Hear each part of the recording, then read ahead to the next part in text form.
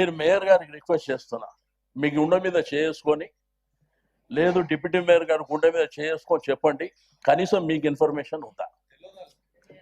మరి మీకు ఇన్ఫర్మేషన్ లేకుంటే ఇంత పెద్ద కార్యక్రమాన్ని, ఇప్పుడు మీరు గతంలో కరోనా మేయర్ గారు లేదని చెప్తున్నారు కదా, గతంలో అంటే ఏ పొలిటికల్ గా వెళ్ళలేదు మేము. సో ఆఫీసర్స్ చేశారు థింకింగ్, దెన్ దే ఇన్ఫార్మ్డ్ అస్. చేశాక యునో అది గెజెట్ లోపల వచ్చింది అంతే. నేనేమంటున్నా అంటే మేయర్ అనేది పొలిటికల్ కాదు మేడం, మేయర్ అనేది పొలిటికల్ కాదు. ఎస్, మీరు ఇక్కడ ఉన్న అంటే ఈ రోజు సభలో నేను కూడా ఒక కార్పొరేటర్ గా నేను అనుకున్నాను కాబట్టి, అంటే even I should have been known అని నేను అనుకున్నాను. నా రిక్వెస్ట్ ఏంటంటే మీరు ఈ 149 మంది మీతో కలిపి 150 మందికి mayor, including my ex official members కూడా మీరే మేయర్. మీరు గతంలో మీరు చూసారు, మీ ఆధ్వర్యంలో కరోనా వైరస్ వచ్చినా కానీ, లేకపోతే సిటీల వరదలు వచ్చినా కానీ, మనం ఏదైనా డిసిషన్ తీసుకుంటే అందరం కలిసి కూర్చొని తీసుకున్నాం తప్ప ఇండివిజువల్గా ఎక్కడ తీసుకోలేం మేడం. అందుకనే మిమ్మల్ని ఏమంటున్నానంటే, దట్ ఈస్ ద రీజన్ ఈ రోజు ఎప్పుడైతే మనకి తెలవంగానే కూడా మేము ఒక స్పెషల్ మీటింగ్ కండక్ట్ చేసింది దాని గురించే. అందరం టుగెదర్ ఒక డెసిషన్ తీసుకోవాలి. ఎవ్రీ కార్పొరేటర్ ని నేను అంటే గౌరవిస్తూ ఈ రోజు అందరి ఆవేదన కూడా మేము వినాలనేసే ఈ రోజు మీటింగ్ కండక్ట్ చేయడం జరిగింది. So I hope you all understand.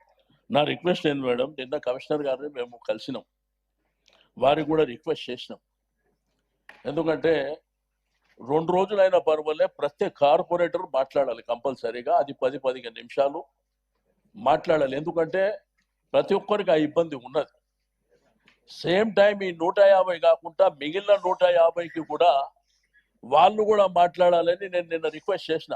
Mallareddy గారు, మరి అదే విధంగా ఇక్కడ ఇబ్రాహీంపట్నం కానివ్వండి, ఇక్కడ చేవెళ్ళ కానివ్వండి, ఎందుకంటే వాళ్ళకు కూడా రిప్రజెంట్ చేసిన వాళ్ళు వాళ్ళ టర్మ్ అయిపోయింది కాబట్టి, కనీసం ఎమ్మెల్యేలు ఎంపీస్ ఉన్నారు కాబట్టి వాళ్ళనన్నా అంటే వారిని కూడా ఇన్వైట్ చేసారు, సంతోషం.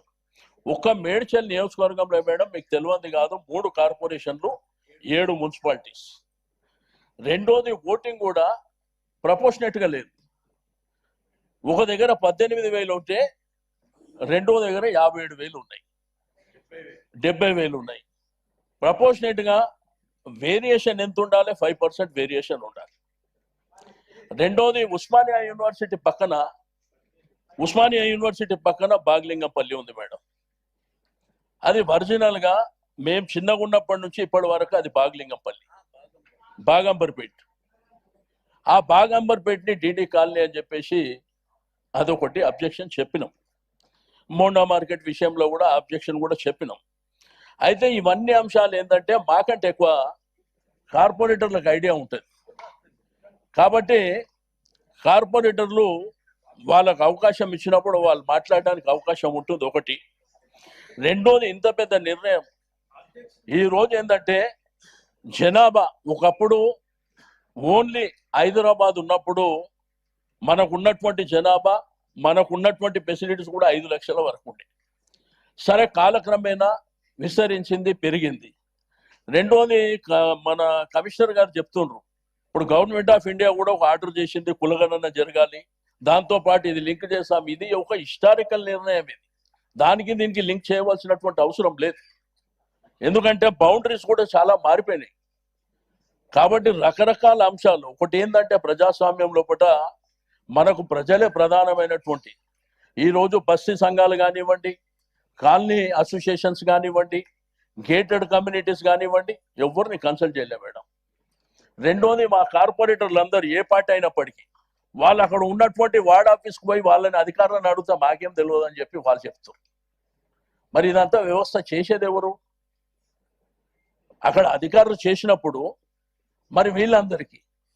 రెండోది, మీరు లాస్ట్ టైం మొన్న మాట్లాడినప్పుడు మీరు రాత్రి వరకు ఉండండి, కార్యక్రమాలు జరిగే వరకు ఉండండి, నేను గుడ్ న్యూస్ చెప్తున్నా అని చెప్పారు. మీరు లాస్ట్ గుడ్ న్యూస్ చెప్పారు వాళ్ళకు 2 కోట్ల రూపాయలు. వాళ్ళకున్న టర్మ్ ఎంత మేడం? 2 నెలలు టర్మ్ ఉంది. ఇప్పుడు వాళ్ళు రిప్రజెంటేషన్ తీసుకొని ఎక్కడెక్కడ వర్కులు వర్షాలు పడ్డాయి, రకరకాల ఇబ్బందులు ఉన్నాయి. వాళ్ళు ఇప్పుడు పోయి అడిగితే ఇన్ఛార్జ్ మినిస్టర్ సంతకం పెట్టాలన్నట్ట. ఓకే, పెట్టిపోయండి. కానీ మరి వాళ్ళు ఎప్పుడు వాళ్ళకు లాస్ట్ అవకాశమే కదా. దాన్ని మళ్ళీ టెండర్ ప్రాసెస్ ఎప్పుడైతుంది, వాళ్ళ ఫౌండేషన్ ఎప్పుడు వేయాలి, ఇవన్నీ కూడా మీరు దృష్టిలో పెట్టుకోమని చెప్తున్నా. కాబట్టి నేను మీకు దయచేసి గవర్నమెంట్ ఎప్పుడైనా ఒక మంచి నిర్ణయం తీసుకుంటే మేము వెంటనే అపోజ్ చేయం అధ్యక్ష. మేము వెంటనే అపోజ్ చేయవలసిన అవసరం కూడా మాకు లేదు. కానీ ఇక్కడ ఉన్నటువంటి ప్రజలని కాన్ఫిడెన్స్లోకి తీసుకుంటారా. ఒక్కొక్కరు 40, 50, 70,000 మెజార్టీతో గెలిచి 70,000 ఓట్లున్న ప్రాంతంలో గెలిచినటువంటి వ్యక్తులు వీళ్ళే కదా, ఇక్కడ ఉన్న వాళ్ళే కదా. మరి ఏ కార్పొరేటర్నన్నా కన్సల్ట్ చేసిండ్రా? అది దయచేసి. కాబట్టి నేనేమంటున్నా అంటే ఇది అరీబరి చేయకండి. మీరు కావాలంటే ఒక నెల టైం ఇవ్వండి.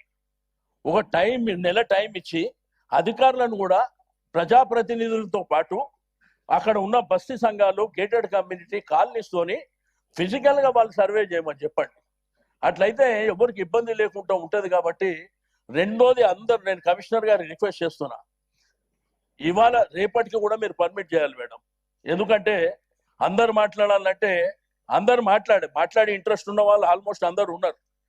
బట్ అంతా అయిన తర్వాత ఓటింగ్ చేయాలని చెప్పేసి నా ప్రధానమైనటువంటి డిమాండ్. ఎందుకంటే అందరూ ఓటింగ్ చేసిన తర్వాతనే మీరు ఫార్వర్డ్ కావాల్సిందిగా నేను రిక్వెస్ట్ చేస్తూ ఉన్నా.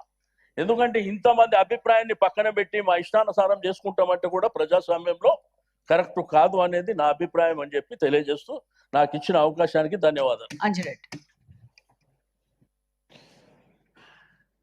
మేయర్ ఉంది.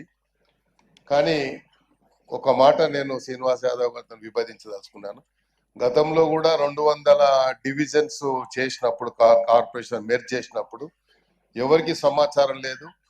సెక్రటరియట్లో కూర్చొని జీవో మాత్రం వచ్చింది. ఆ జీవో కాపీ మాత్రమే మాకు వచ్చింది. We are not aware about those GO. ఇది సో జరిగింది గతంలో కూడా అలాంటి. I have this copy. So గతంలో కూడా జరిగాయి. సో ఎందుకంటే ఇప్పుడు ఈ హైదరాబాద్ సిటీ ఒక విశ్వనగరంగా మరి గుర్తింపు పొంది ఇప్పటికే గౌరవ ముఖ్యమంత్రి గారు ఈ రాష్ట్రాన్ని 2047కి 3 ట్రిలియన్ ఎకానమీకి చేర్చాలని ప్రయత్నంలో భాగంగా ఇప్పుడు హైదరాబాద్ లో ఉన్నటువంటి మున్సిపాలిటీస్ మరి సరౌండింగ్ లో ఉన్నటువంటి మెర్జ్ చేసినప్పుడు తప్పకుండా ఇది గ్లోబల్ సిటీగా గుర్తింపబడుతుంది. ఇప్పుడే అందరు చెప్పారు, దీన్ని వెల్కమ్ చేస్తున్నారని.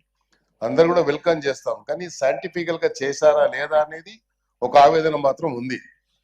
దీన్ని చేయడానికి మీరేమో డెడ్ లైన్ ప్రాసెస్, కమిషనర్ గారు మాట్లాడుతూ 17th డెడ్ లైన్ పెట్టారు.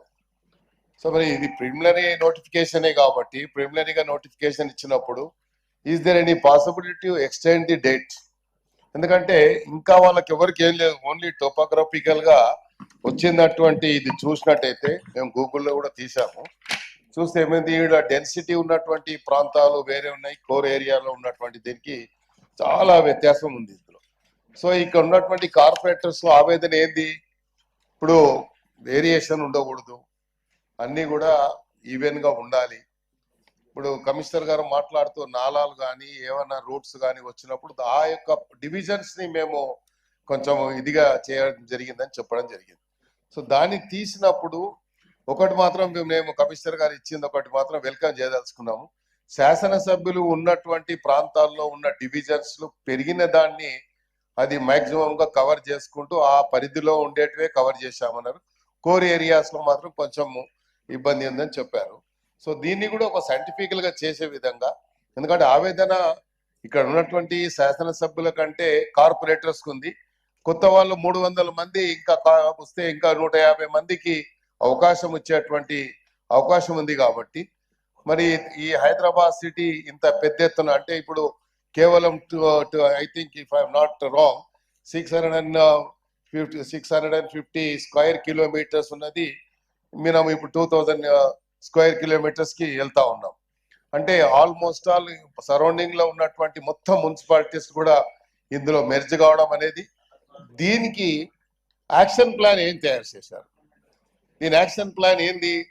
మనం కేవలం వార్డులు పెంచినంత మాత్రాన మరి దీనికి సరిపోతుందా? దీనికి బడ్జెటరీ ఏంది అలొకేషన్ ఏమైనా ప్లాన్ చేశారా? దీనికి కావాల్సినటువంటి బడ్జెట్ తో పాటు అక్కడ ఉన్నటువంటి ప్రాంతాలని అభివృద్ధికి, ఎందుకంటే హైదరాబాద్ సిటీలో మళ్ళా మనం అభివృద్ధి విషయంలో చాలా చూసినట్టయితే దీంట్లో వివిధ డిపార్ట్మెంట్స్ తో మనం కోఆర్డినేట్ చేయాల్సిన అవసరం ఉంది. ఎందుకు కోఆర్డినేట్ చేయాలి అంటే చాలా ప్రాంతాల్లో ఇంకా అభివృద్ధి చెందలేదు. అభివృద్ధి చెందని ప్రాంతాలు కూడా ఇప్పుడు ఇక్కడ మనకు ఈ జిహెచ్ఎంసి పరిధిలోకి వస్తున్నాయి కాబట్టి ఆ పరిధి నుండి అక్కడ అభివృద్ధి చేయడానికి ఇప్పుడు దీన్ని ఎట్లా విభజించారు, దీన్ని విభజించడానికి అభివృద్ధి గురించి యాక్షన్ ప్లాన్ ఏమైనా ప్రిపేర్ చేశారా? So that is more important. మనం ఇది ఒక పక్కనేమో ఇది గ్లోబల్ సిటీగా అభివృద్ధి జరుగుతున్నటువంటి ఈ సిటీలో 300 కార్పొరేషన్స్ డివిజన్స్ రావడం, అందరు కూడా irrespective of any political party we all welcome it, అందులో there is no doubt about it. కాకపోతే ఏంటంటే దాంట్లో మనము చేసేదాన్ని సైంటిఫికల్ గా చేయకుండా my request is end of the ఇది before concluding my speech, my request is please one more meeting with all the representatives, all the irrespective of any political parties. You call to your chamber or mayor chamber. We will have one more discussion on this. Thoroughly we will discuss this. అప్పుడే ఒక దీనికి outcome వస్తుందని నేను భావిస్తా ఉన్నాను. ఎందుకంటే ఇంత పెద్ద ఎత్తున హైదరాబాద్ సిటీని, హైదరాబాద్ పెరగాలి, హైదరాబాద్ గ్లోబల్ సిటీలో ఒక పక్కన ఇప్పటికే పేరు పొందు మొన్ననే జరిగినటువంటి గ్లోబల్ సమిట్ లో కూడా పెద్ద పెద్ద మన ఇండస్ట్రియలిస్ట్ వచ్చి మన ఇన్వెస్ట్మెంట్ రావడం కానీ ఇవన్నీ కూడా శుభ పరిణామంగా మేము భావిస్తా ఉన్నాం. ఇలాంటి తరుణంలో మన అందరితోని మీ ఛాంబర్ లో కానీ కమిషనర్ గారి ఛాంబర్ లో కానీ ఒక మీటింగ్ ఏర్పాటు చేసినట్టయితే దాంట్లో ఇంకా సజెషన్స్ ఉంటే కొంచెం కాన్ఫిడెన్షియల్ గా చెప్పేటుంటే కార్పొరేటర్స్ వాళ్ళ అభిప్రాయాలు కానీ, ఇక్కడ మీరు టైం ఇచ్చారు, టైంలో అందరు అభిప్రాయాలు చెప్తారు, చెప్పిన తర్వాత ఎనీవే మీకు మినిట్స్ అయితే ఉంటాయి కాబట్టి మినిట్స్ రాస్తారు కాబట్టి దీన్ని ఎంత లోపల మీరు కంక్లూడ్ చేయగలుగుతారు. ఈ రోజు మీరు ఇచ్చిన తర్వాత డెడ్ లైన్ ఇస్ టుమారో, మీరు చెప్పింది రేపటికి డెడ్ లైన్ అంటాం. ఆబ్జెక్షన్స్ అన్ని కూడా ఈ objections how you are going to address these objections within 1 day? I don't think you will address these issues.